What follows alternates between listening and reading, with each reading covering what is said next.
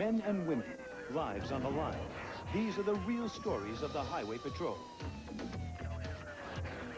Approaching Chapman, 90 miles an hour. They advise possibly that the parties are armed and Trying to avoid arrest, car thieves lead the Highway Patrol on a high-speed freeway chase. Throw the gun out and come out! An early morning jailbreak comes to an end when a Colorado state trooper closes in. You're a peaceful man, everything will go peaceful. We won't cause you any problems. We'll just do what we have to do, all right? No one is above suspicion, even when a CHP officer senses he is dealing with a nice guy. What you're about to see is real. Stories from the files of the California Highway Patrol and other state police agencies across America. A car weaving in and out of traffic is potentially dangerous to all drivers. When that driver is armed and driving a stolen car, things become even more critical. This was the case when the Anaheim Police Department requested the CHP to take over a pursuit. Approaching Chapman, 90 miles an hour. 502 is advising approaching Chapman at 90 miles per hour. They advise possibly that the parties are armed, and Adam 20 is advising if armed, more than 2 units in the position. We have reports that they are possibly armed. The car wasn't confirmed stolen. The suspects took the southbound Costa Mesa Freeway towards Newport Beach, still passing everybody in the center divider at a high rate of speed. At this point here, we're at speeds of between 80 and 100 miles an hour, passing in the carpool lane, passing cars at will, trying to flee. 502 advising primary approaching MacArthur. 523, that's affirmative, and I'm secondary, I'll call it. My position being the second vehicle, I have to call the pursuit, keep our locations where they're informed dispatch for that. The primary unit, his responsibility is to stay behind the vehicle. When the suspect cut out of the carpool lane, started passing on the right shoulder, he got cornered in a construction site and shot back out across the lanes, cutting off numerous vehicles, and then he started taking off again northbound, trying to get away again. We had reports that the passenger had weapons. The passenger was making all kinds of furtive movements as if he was trying to hide something. And he kept looking around, kept looking back at us, so we didn't want to take a chance of him sticking his body out the window and taking shots at us. So we were keeping our distance behind him. At least 2 vehicles, private citizens, try to run the vehicle off the road. 552, northbound from North Orange overcrossing. We got a vehicle trying to run him off the road. Full-size Dodge, looks like a Blazer type. He's now backed out of the way. It's obviously not a good idea because we know a lot more information about them than they do. All they're thinking that we're just chasing somebody. They don't know why we're trying to stop them. Northbound 55 to the westbound 91 transition, about 70. Westbound approaching State College, and we are going to be exiting a State College. At 10-4, we're exiting the freeway at State College, westbound 91. Notify Anaheim and Fullerton. 10-4, notify Anaheim and Fullerton. Northbound State College, on the westbound. 10-4, we're going to be going northbound State College. 10-4, northbound State College. Careful, we've got 2 Anaheim behind us, so they're going to be taking us over again. We are now in Via Burton, going eastbound.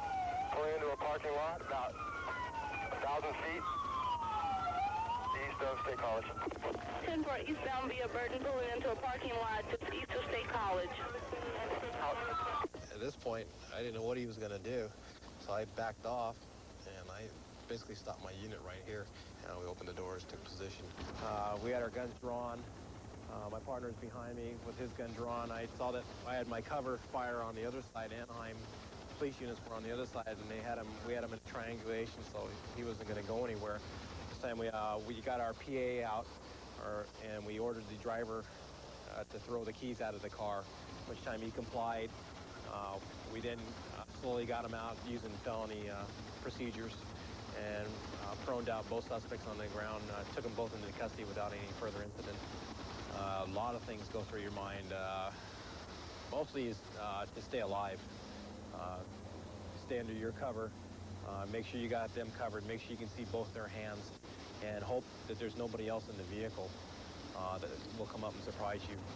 A lot of scary things. Your adrenaline's pumping. Yeah, 5-2, Shamir, that's affirmative. Code 4, 2 in custody.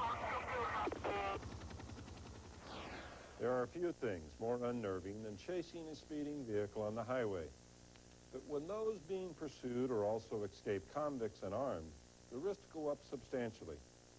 However, Colorado State Trooper James Harper took that risk without a moment's hesitation. Trial time. Guys up against the wall. Early on a March morning inside the Tierra Amarilla jail, inmates Larry Anthony and Faustin Martinez are in no mood for breakfast. What they're in the mood for is a fast break. Anthony takes his tray, and as Martinez goes for his, he gives his partner a signal. The time to move is now.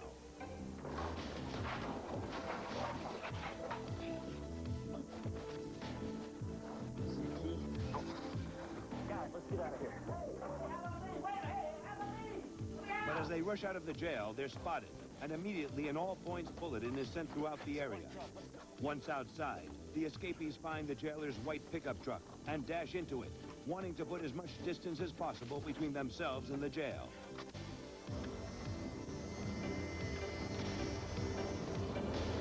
At 7:30, the fugitives pass Colorado State Trooper James Harper on Route 285. Harper recognizes the vehicle from the APB.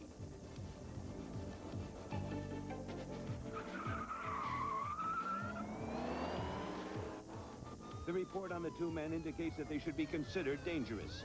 Trooper Harper soon finds that to be true. As he closes in on the truck, the man in the passenger seat grabs a gun and leans out the window, aiming directly at Harper. To avoid being shot, Harper swerves across the road and slows down.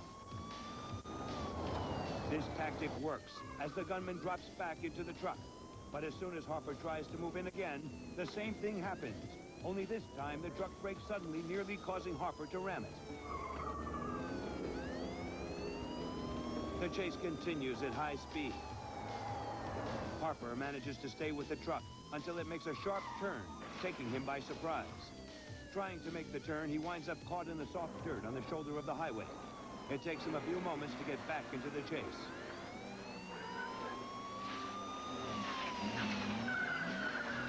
As Harper races to catch up to the pickup, the fugitives are in trouble. The truck is beginning to overheat. They decide to turn off the main road, hoping to lose the highway patrolman in the backcountry.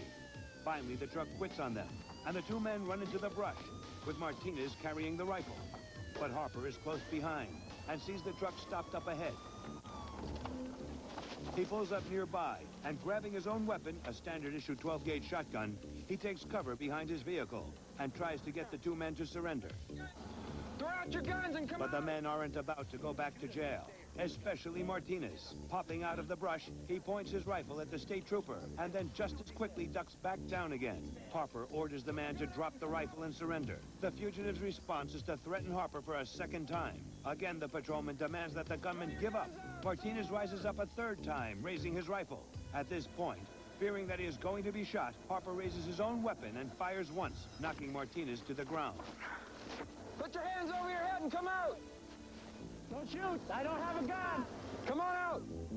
Don't shoot! Walk over here! Put your hands over your head! In behind your head! Put your hands behind your head! Anthony gives up without resistance. The drama is over with one fugitive in custody and the situation secured. Trooper Harper now waits for backup. Turn around! Turn around! Walk backwards! Faustin Martinez died at the scene. His partner, Larry Anthony, was charged with assault on a peace officer and served 4.5 years in a Colorado penitentiary.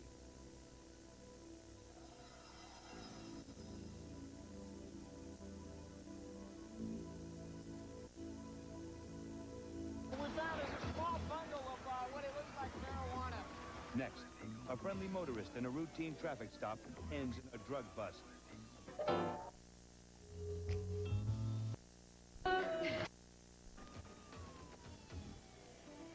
Good police work adds up to survival, a fact every officer is aware of, even on a traffic stop. And appearances can be deceiving.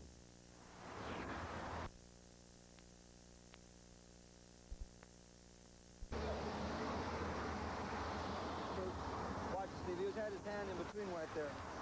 Hey, why don't you do me a favor? You got driver's license registration? just keep your hands where I can see them, okay?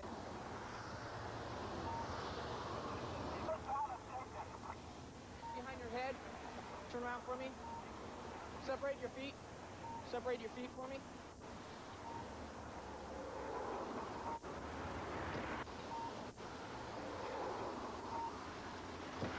What we found is a small bundle of what it looks like marijuana. Yes, sir. It is? Is it for you or for someone else? It's for you? For personal use? Yes, sir. Okay. You haven't been smoking tonight? No, sir. Not at all? I haven't had a sin. Jack, your driving's pretty bad. You saw when you took that ramp right there? You squealed the tires, and then I observed you driving on the left shoulder instead of the number 1 lane, and I saw you weave back in. That's why we pulled you over. Okay, then I saw you with your hands. You got me kind of nervous. That's why my gun was out. No. Okay, you had your gun. You got nervous. No, I got nervous. You had your hands in between, I got nervous.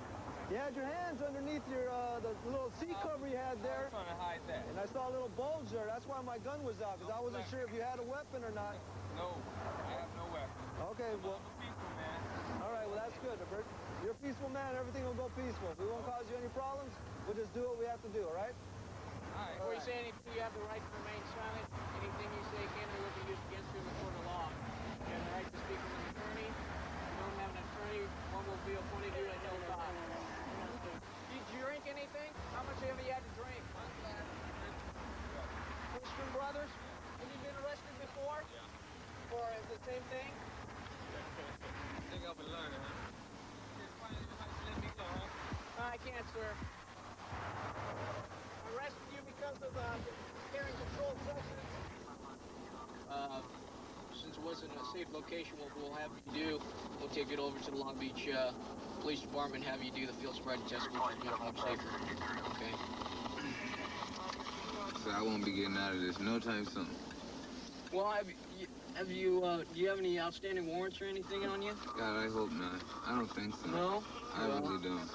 I don't take this personal. Y'all shouldn't take it personal. That's why, this is my nature. I joke a lot, so don't get upset if but I just can't believe I'm getting arrested for a dime bag of weed.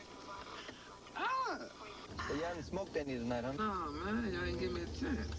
Man, ample opportunity. I would have rolled me one.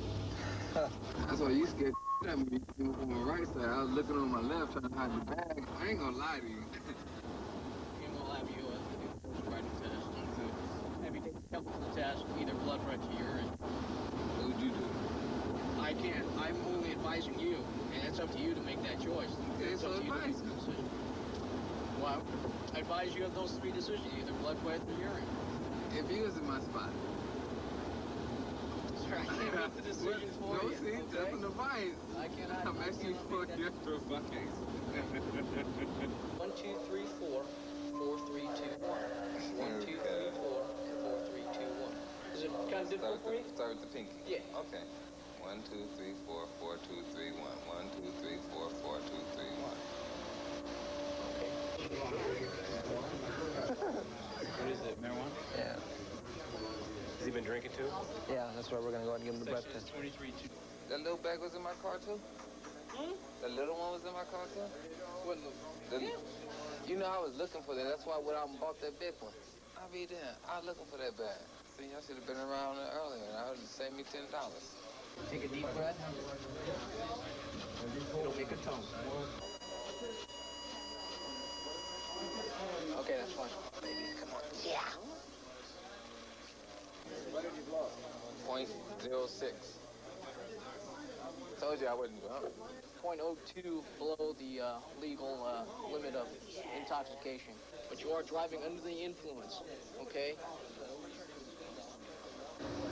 He turned out to be a nice guy. It's just that has a problem with marijuana and alcohol. You even got to watch out for the nice ones until they put them cuffs on. Then we go ahead and relax. Next, Utah state troopers get help from a witness of a hit-and-run accident on a deserted canyon road. Totally hit the car. He got a flat tire. He went down there and stopped it and took off.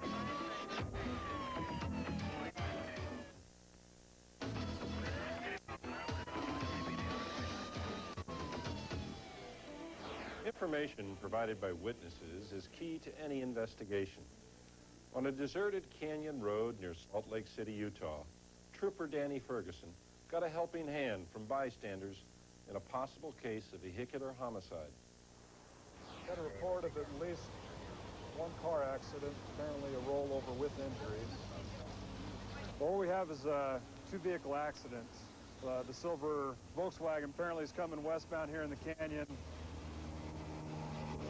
For unknown reasons, apparently lost control, flipped over into the center of the road. Apparently bystanders were stopping to help. Hold on, one at a time, okay? Okay, listen, he wrapped. I tried to stop traffic. This guy, the trooper, came whipping hit my leg. These guys yelled from the other way and hit the guy. He was fine. Totally hit the car. He hit stop. The guy. He got a flat tire. He went down there and stopped it and took off. But that's why this guy is injured. He wasn't injured from this wreck. The front left tire okay? flat. This guy hit and rammed him. Right there. He almost hit me. He saved Okay, my where's life the guy that got hit? He's in the car. Oh, okay, all right. Got some laceration. Supposedly just. The driver and the passenger were exiting the vehicle, had been outside the vehicle for a short amount of time when a second vehicle came along, also westbound, struck the vehicle as it was already on its side, wrecked it even more. See, that's when he hit the guy right there. He hit him right there and he bled and he left. He hit my knee right here. You need to slow down. Okay. He didn't even slow down. Just your arm was bleeding? Apparently, as a second vehicle, after it struck the first rollover accident, also struck the two victims as they were out of the car. We believe that both drivers were possibly alcohol impaired. One right now is we're having him perform field sobriety tests. The other one, obviously incapable, so we'll probably be drawing blood from her at the hospital. She appears to be suffering from possible internal injuries. Her condition is worsening real quick, so they're expediting her to the hospital. On any time we have an accident where someone has the possibility of dying or being killed in an accident where alcohol is involved by the other driver, the potential charge is automobile homicide. What we do is we're allowed at that time, if the person dies, to forcibly draw blood for evidence. It's short-lived evidence, so we're allowed to, by statute, to take it. That's what we're doing in this case, is taking the blood. If she dies, then we have evidence on hand that we can use to charge him with an automobile homicide felony. We think she may be all right because they're not saying. Usually if they're going downhill real bad, they'll say. But at this point, they haven't given us anything concrete.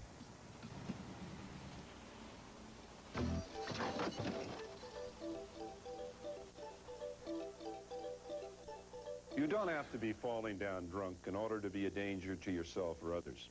Even relatively small amounts of alcohol can affect your judgment, your concentration, and your reactions.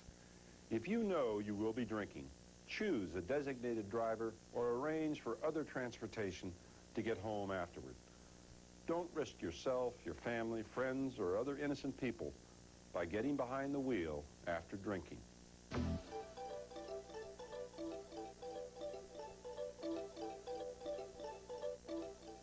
America's pick.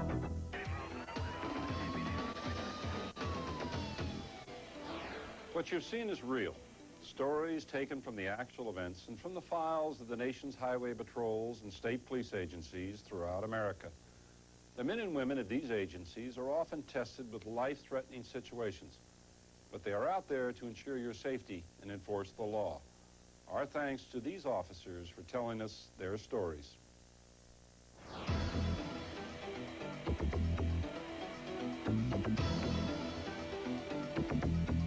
Homer's diet and lifestyle finally catch up with him Thursday night at 8 on The Simpsons.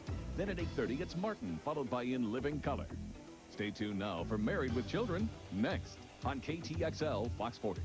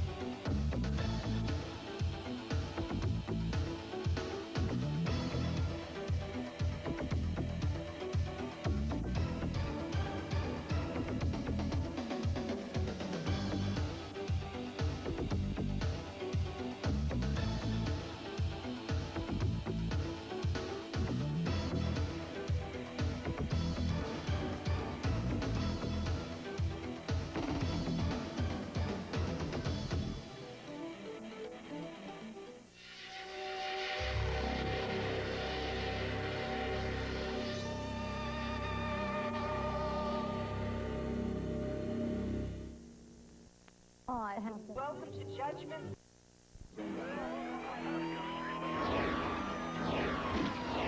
Men and women, lives on the line. These are the real stories of the Highway Patrol. Can we get a condition on that female? She is conscious and talking with... A brutal beating is stopped as Utah Highway Patrol officers help the victim of a domestic quarrel. No, leave me alone! Leave me alone! After assaulting a late-night shopper, the assailants engaged the Arkansas State Police in a high-speed chase. Okay, settle down, okay? Who is the witness? You'll be able to find out in court when you go to court.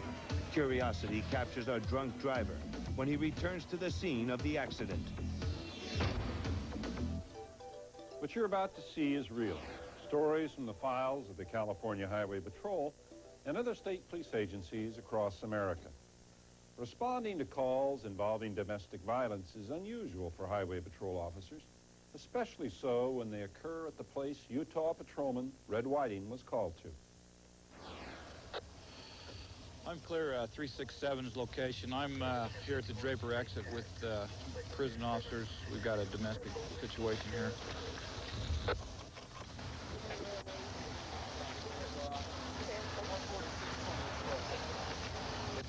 Okay, you're okay, man.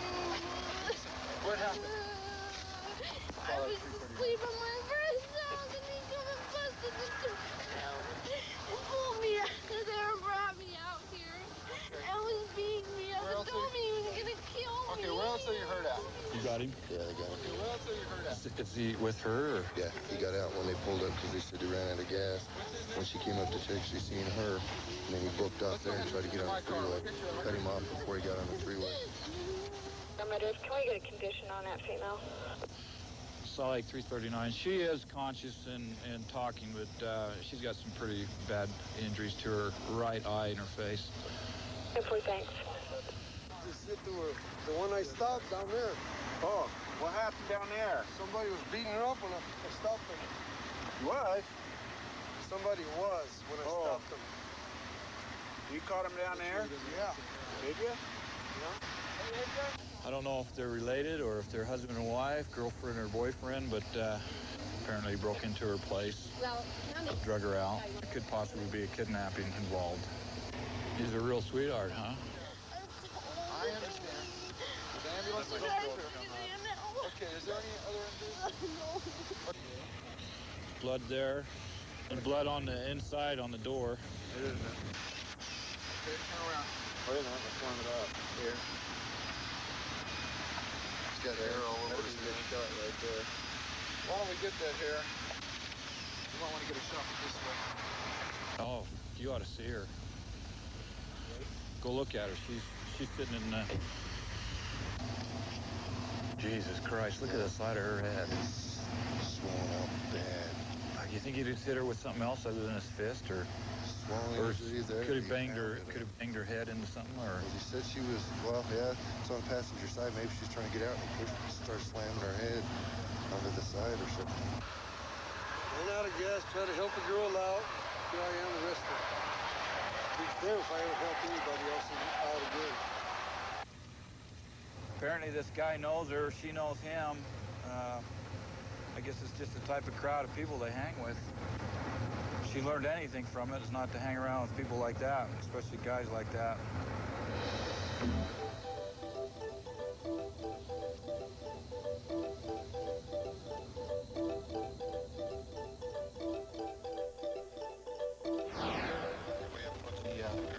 Right here on my left.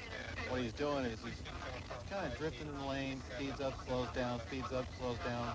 Drifting around a lot in the lane, real abrupt. Watching the passengers, they turn around, the suspicious kind of turn around.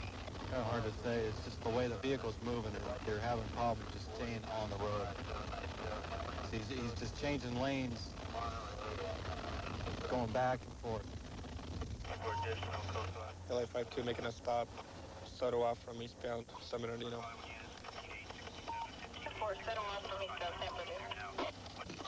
Bunch of people, 1, 2, 3, 4. Just go straight and stop.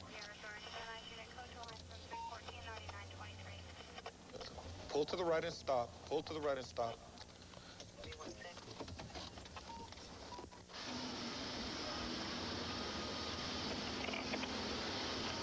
on the window.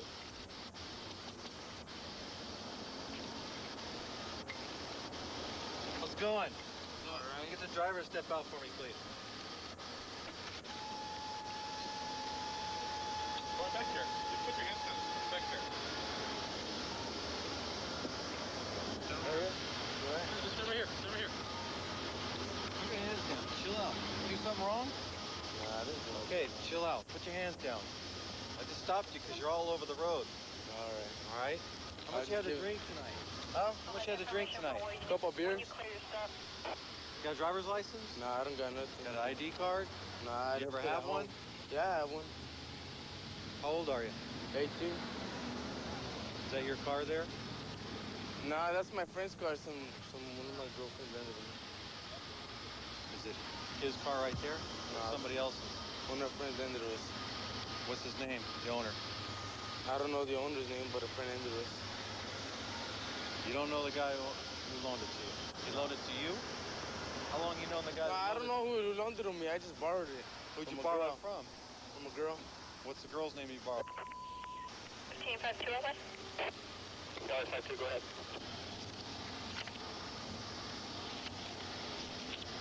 Do you guys know him? You just met him tonight? You just met him tonight? You don't know his last name? He's your buddy, though, right? They're just saying that they borrowed the car from some girl. They don't know her last name, you know, and they borrowed the car so they can take one of the girl passengers home. And I asked them, well, what time did the girl let you borrow the car? 2 or 3 this afternoon. Like, you're taking her home right now? Yeah. So they don't know this guy's last name. So I don't know. Yeah, I don't know if he's got the key. Hey, do you have the key for the car? No, it was just like that. How'd you start the car? It was like that already. I borrowed it from a friend. You borrowed it? It was already running? Yeah, I was running. How are you going to shut the car off? I have no idea. Just put it with my finger. What did you twist? The ignition? Yeah, with my finger. Code of 1183, southbound north of Indiana. It's the vehicle versus the guard Do you know who owns the car? I have no idea. She landed me. She just said, here's the car. You can take it? They needed her right home. She just complaining. How old are you? 18. when you respond to 1183. Where are you guys going right now? I was taking them home. Where? To Highland Park. You just hop into a car, you don't know whose car it is, I just don't know to take who you don't know, take them home. They needed a ride, and I said, all right, I'll give them a ride. But they didn't give me the keys to it. They didn't give you the keys to it? Nothing at all. So I couldn't turn it off. Well, how did you get Because the if car? I was able to turn it off, I couldn't turn it back on. How did you get the car? It was already on. It was sitting in front of this place Yeah, where you you're at? see, we just said, let's give him a ride. I said, right.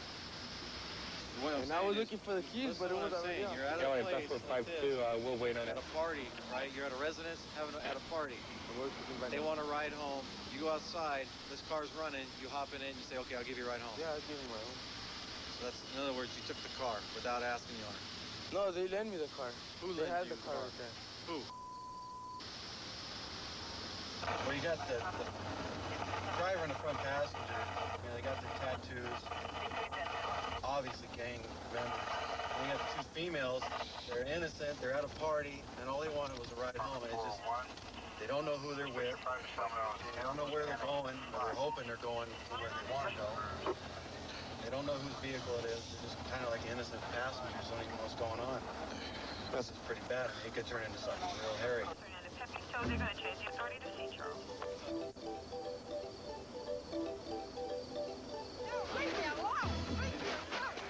Next, an early morning robbery turns into a high-speed chase with the Arkansas State Police.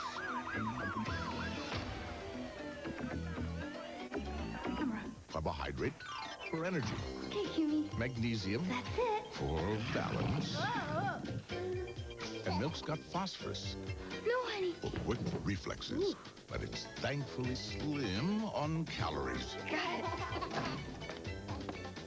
Daddy's little girl's walking. Hon, get the camera. Milk. It does a body good.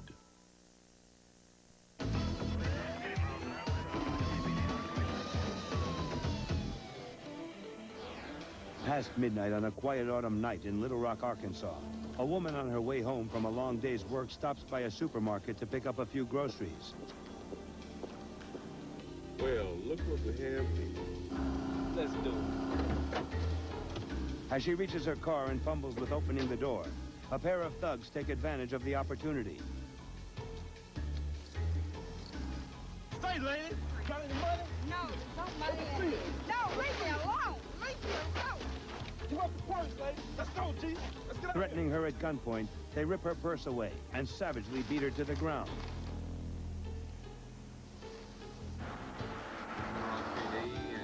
And 30 minutes later, Arkansas State Troopers John Sparks and Joe Bill Young pick up on a police broadcast to be on the lookout for the suspect's car. They spot a vehicle matching that description and call in for verification. 10-4, it was a late model Chevrolet red in color with 2 black males. looks like this is them, Joe Bill. We would start another unit into the area. We're going to try to stop them. The suspects, noticing the patrol car behind them, pull into a car wash, hoping the troopers will pass them by. However, the troopers interpret the turn into the car wash as an evasive move and signal the suspect's car to pull over. The suspects flee. In a chase that reaches speeds over 100 miles per hour, the troopers try to force the suspect's car to stop. But each time they attempt to pull alongside, the suspects swerve, threatening a high-speed collision. At first, Trooper Young tries to gain control of the suspects by establishing contact and demanding that they stop. When that fails, the troopers opt for a more drastic method. Trooper Sparks pulls the patrol car just behind and to the left of the suspects, giving Trooper Young a clear shot at the vehicle's left rear tire.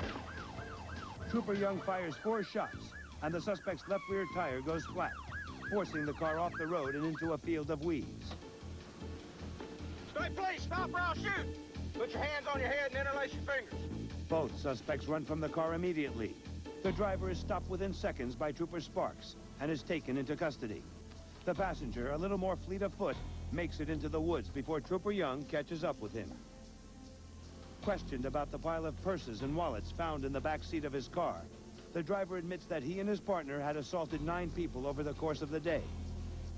He also reveals his partner's name and address. The troopers turn their prisoner over to the Little Rock police and set out to find his partner. The suspect's mother answers the door. Well, he's in bed. He's been in bed all day. You mind if we check? Okay, sure. Further evidence of the suspect's complicity in the supermarket assault are his wallet and identification found in the passenger seat of the getaway car. Although his mother claims he's in bed and asleep, as most people are at 2 o'clock in the morning, she allows to show troopers to her son's room. They are convinced they have the right man. Man, can't believe this. Dang. We're under arrest for armed robbery. Dang.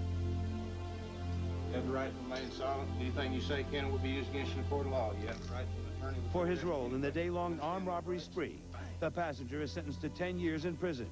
His partner, the driver, receives 12 years.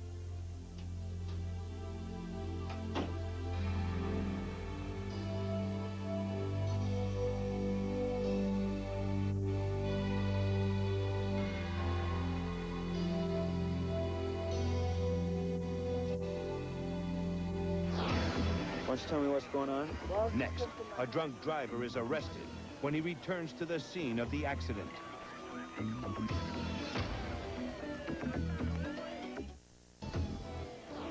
Leaving the scene of an accident is against the law in every state. Outside Denver, a driver elected to ignore that law. Okay, we're on the scene of a rollover accident. There you can see where the car lost control coming around this corner. And first sign that it was rolling over is right here, these scuff marks on the roadway. Looks like it's down here on the other side of the fire trucks. We'll go down and see what's going on with it. Looks like it's traveled quite a distance. We got all the shattered glass and everything right up there. I can see him loading one party into the stretcher for the ambulance. What's your name? What's your name? You guys got anything on him? No, we don't have anything on him yet. Okay. Okay, right now we're not sure if this was the driver of the vehicle or not. He's extremely intoxicated. They're riding with He's combative with the ambulance crew. According to somebody around here told the deputy that 2 people in the party, in the vehicle, and 1 party fled on foot. So we're gonna have to go a little further into the investigation to determine if he's the driver or not. Oh, we got a witness. Stacy came around the corner, high rate of speed, 70 or so, into the bike lane, lost control, flipped over, and slid down there where he is on his top. 2 parties in it. Well, possibly 2 parties in it. When they got back here after calling 911, this was the only one left, and they don't know if he's a driver or not. Hi, ladies. Hi. You saw the accident? We didn't see the accident. They were already rolled over by the time I ran down to the Bronco or whatever that is. We were telling him just to stay there, you know, don't move or anything. He says, I was asleep. He says, what happened? So he was totally, Okay. I think he was passed out. Which one said he was asleep? The one that went to the hospital? Right. Okay, did the other one say anything?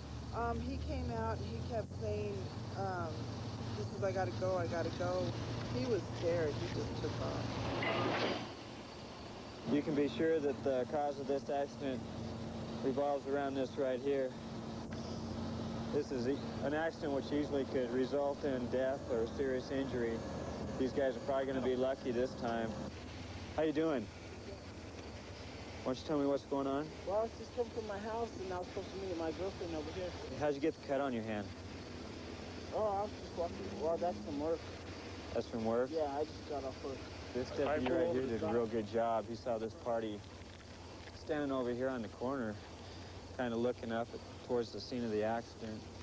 He started contacting the party across the street and started going up here to this house, said he knew somebody at the house, and was on the way to meet them. Don't know anybody by the name of Derek or Karen. His story isn't holding water. He's not telling you the truth or telling us the truth. Trooper Eicher went back up to the house where the witnesses were and brought the witnesses back by. They identified this as being the driver of the vehicle that rolled over. He's extremely intoxicated. He's denying the whole incident. You're under arrest. For what? The investigation of driving under the influence of alcohol and leaving the scene of an accident. I wasn't driving at all. Well, we just had a witness come by and identify you as the driver of that vehicle that just rolled. Who was the witness? Okay. Who was the witness? Okay, settle down, okay? Who was the witness? You'll be able to find out in court when you go to court. I know, but I'm just saying, you know, I was coming to my girlfriend's house. Okay. You kind of left your buddy hanging out up there, you know? Where? Be back with you in a minute, okay?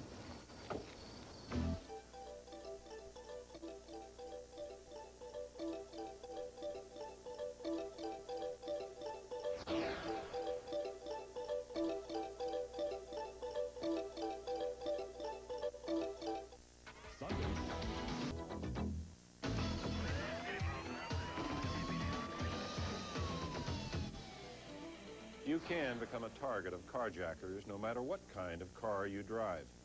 In unfamiliar areas, drive with the windows rolled up and the doors locked.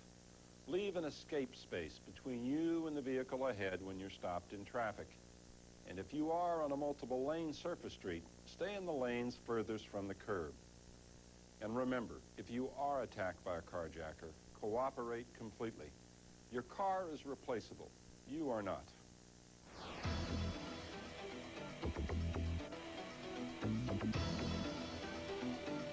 The Borg are back. They're after Data, and they just might get him. Saturday night at 7 on the season finale of Star Trek The Next Generation. Then at 8, it's Cops, followed by Code 3 on KTXL Fox 40.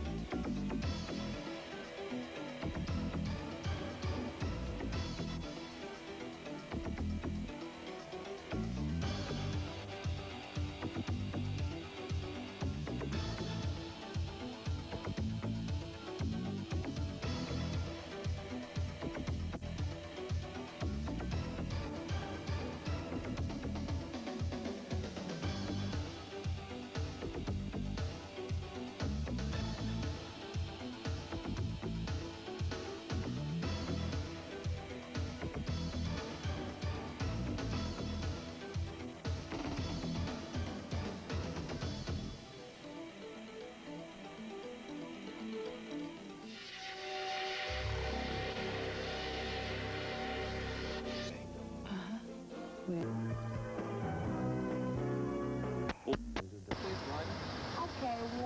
2, 2, 3, 4, 4. 5. You understand, ma'am? Yes. Okay, can you do that again for me, please? Go ahead and count on your fingers. 1, 2, 3, 4. 1, 2, 3, 4, 5. 5, 4, 3, 2, 1. You gonna arrest me? Yes, ma'am, I am. Oh, brother. Can you release your fingers behind your head, please? Behind your head, ma'am. Separate your feet apart from me, please. You don't have to get nasty. Yeah. Put your hands behind your back there, man. Just please relax. I didn't hurt you, man. Relax. Just relax. Just relax. Relax. There you go. Make it easy. There you go. Are the handcuffs too tight on you, ma'am? Are they too tight on you, ma'am? You don't have to be so mean. Feel out. Then we want 23. 28. Watch your head on these down. Street racers congregating on this roadway in the industrial park. Okay, kids, time to go home. Now everyone will start taking off because it's a violation to congregate like this and engage in a speed contest. Okay, time to cut it off. Let's go. Watch this guy right here in the truck. Go ahead and pull him over. Okay, this guy here, he punched it real fast. His exhaust is modified, so we'll go ahead and talk to him. He's got his tailgate. You notice the tailgate's gone for speed. That way he doesn't have any wind drag. It's your dad's truck? Yeah. What are you doing out here tonight? I just came my friend. Here's where I come. I live in Moreno Valley. I caught my lips drinking there stock. Fine. This is Moreno Valley? Your exhaust isn't stock. Well, all it is glass bags. I'll take a look. Did you have them blown out, put water down them? Not my truck. Not my truck on the desk. 92? I mean, you know, he put a good one over a 91. The tab, they got a hold of a tab that would, you know, fool an officer going down the road with just glancing at it that he had current registration. You got bald tires on this, you've got excessive noise, expired registration, 2 years old. You've got no license plate light, you've got false tabs on the vehicle, you've got a failure to change the registration hasn't been changed to the proper address within the required 10 days, and the same thing for your license. Okay, what I need you to do, without admitting any kind of guilt, is to sign the citation in the red box. There you go. Here's this copy. Well, if we found one to pull over, it was the right one. It had everything in the world wrong with it. Well, we've got somebody that dropped their load of stuff out here. 10-4, just bring it in slow, because I've got all kinds of stuff here. Well, if she comes back, we can help her collect the stuff on the shoulder, because, you know, she's probably going to want to come back and get it. And I'd rather help her than have her do it herself. Where are you parked at? Back of my... Yeah.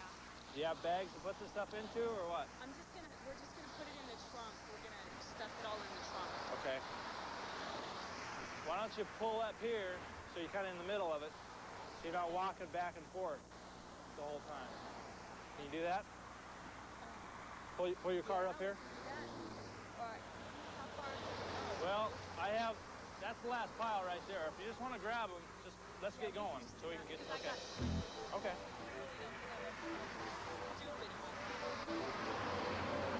Yes. How much you had to drink tonight? Not too much? Not too much. How much is not too much? How many did you have? How many beers? Drinking alcohol? No. Nothing? You drank nothing? Come on out here.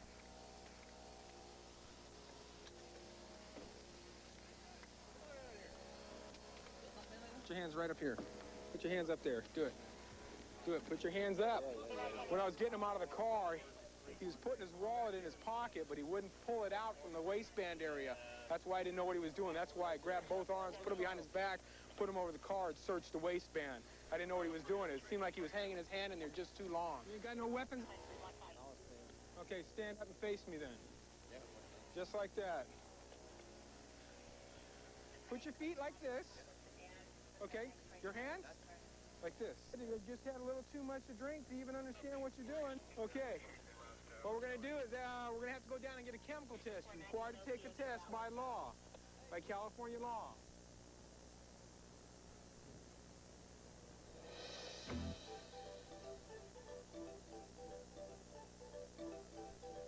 Next, the true story of the biggest manhunt in the history of the Missouri Highway Patrol. An 11-day search for a man wanted for 3 cold-blooded murders.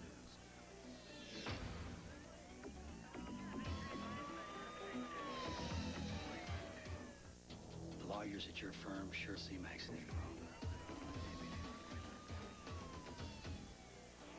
Because of the resources and experience of most law enforcement agencies, the search for fugitives usually ends in a few hours.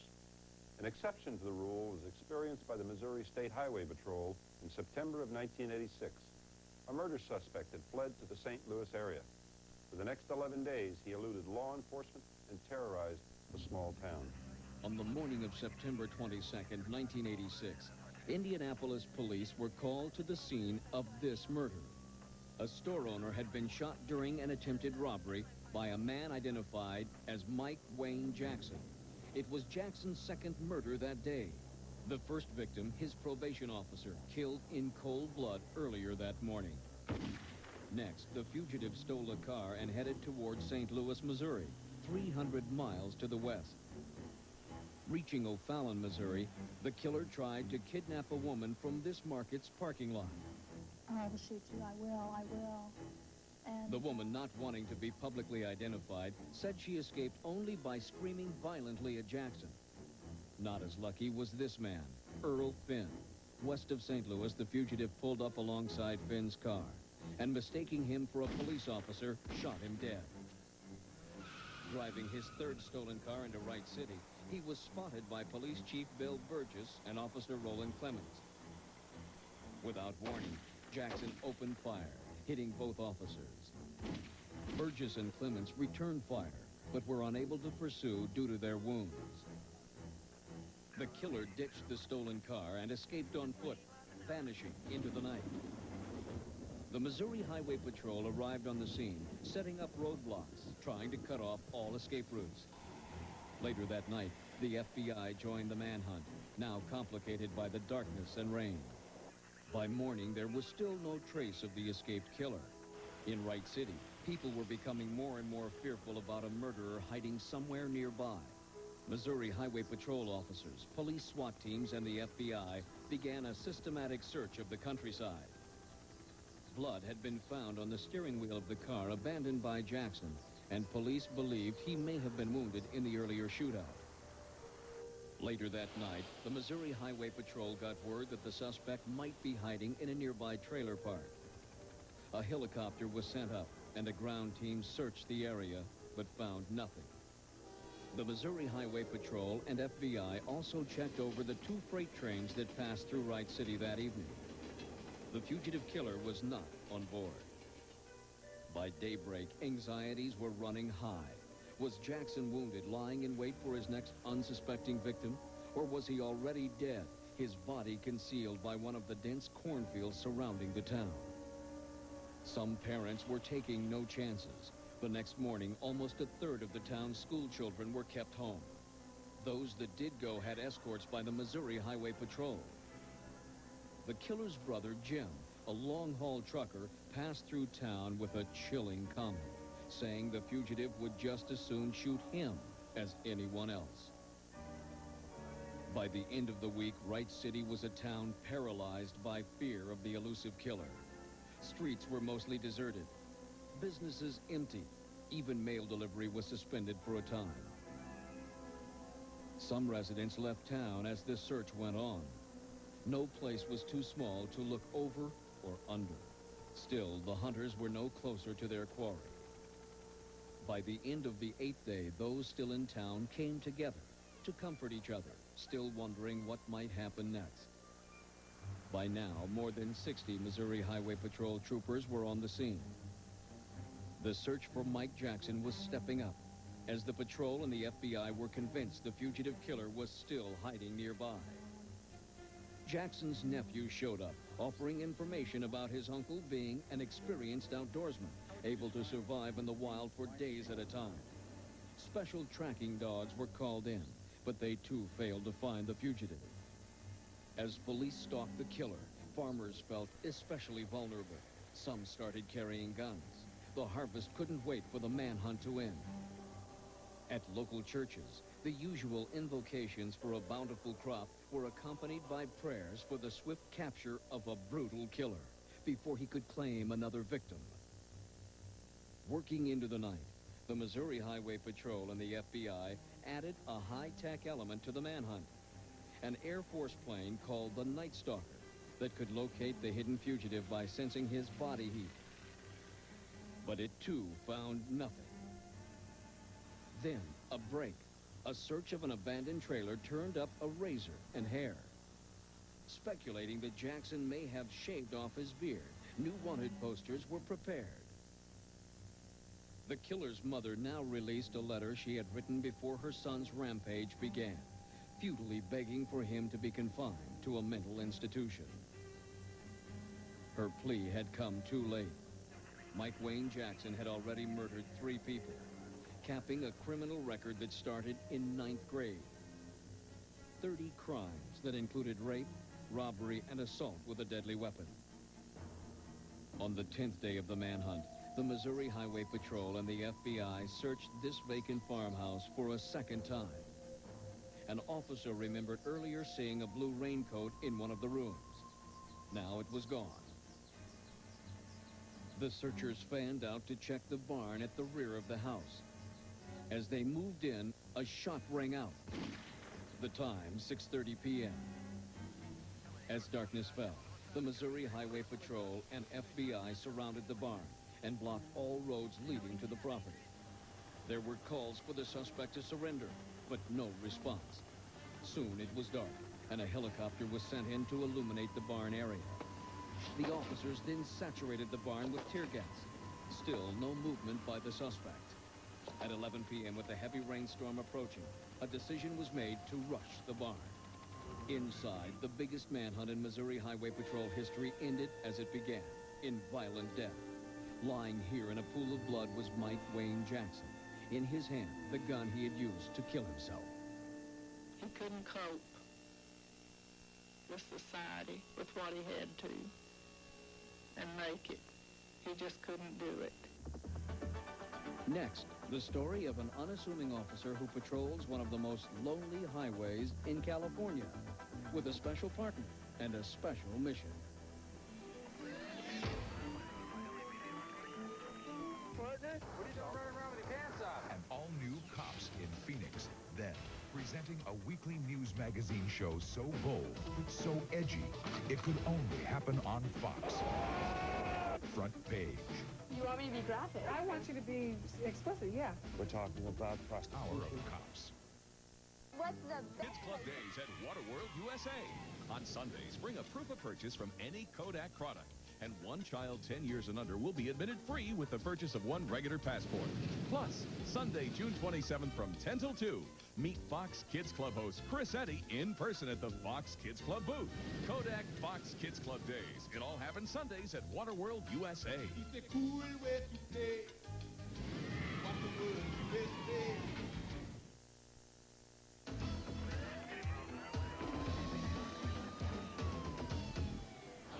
The CHP patrols one of the most extensive and geographically diverse states in the nation. Each area we serve has its own unique law enforcement needs. Officer Joe David is assigned to one of the most remote and desolate areas of our state. The desert highways he travels conjures up the classic image of the Highway Patrol officer, but appearances can be deceiving. Because this interstate crosses the entire United States, it's somewhat of a main artery for drug traffickers. We try to aggressively pursue this by keeping up on the current trends, being able to identify that you just can't quite put your finger on it.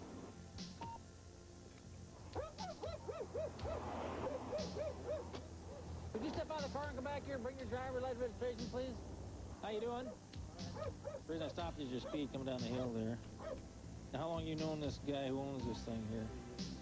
And you guys just say you just bought it? Everything does belong to you guys? Hey, can I search the car? For what? I think you might be carrying guns and drugs.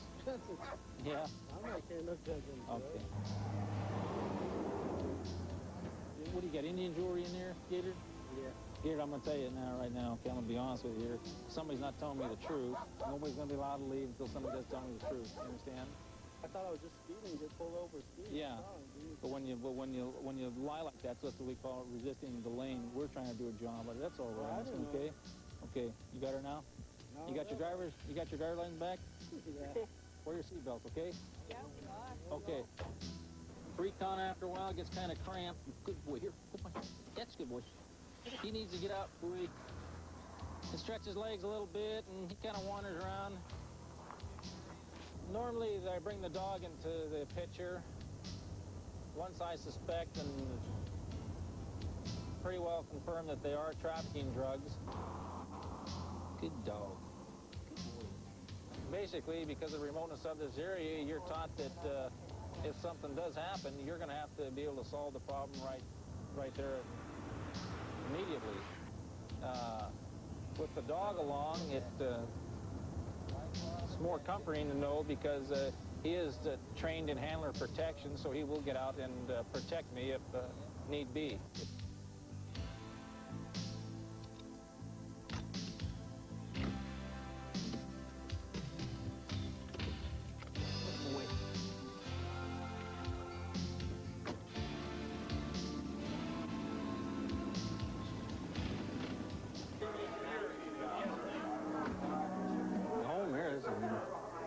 So we stop by here to get a drink, stuff like that. Here on Interstate 40, we see more drugs than just about any place else.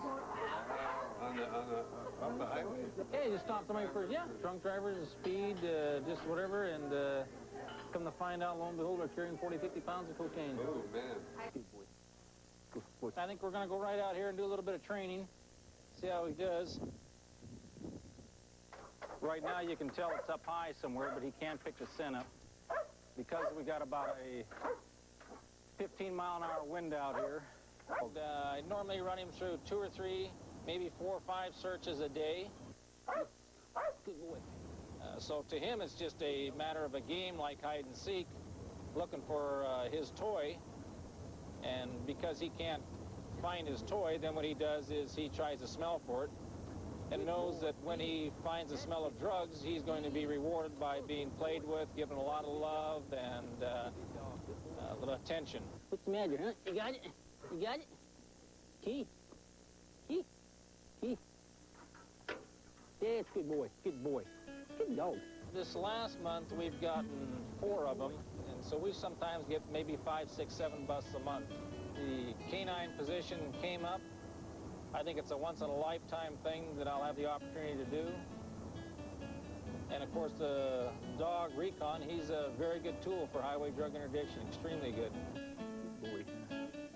Yeah, good dog. No action today, huh? A little slow, but like we're going to go home safe. That's the main thing, huh?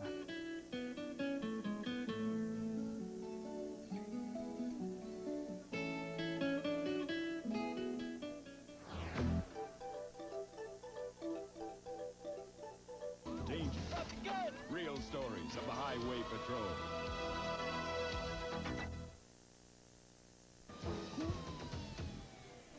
Don't push yourself by driving when you're tired. It may bring eternal sleep for you and other innocent drivers.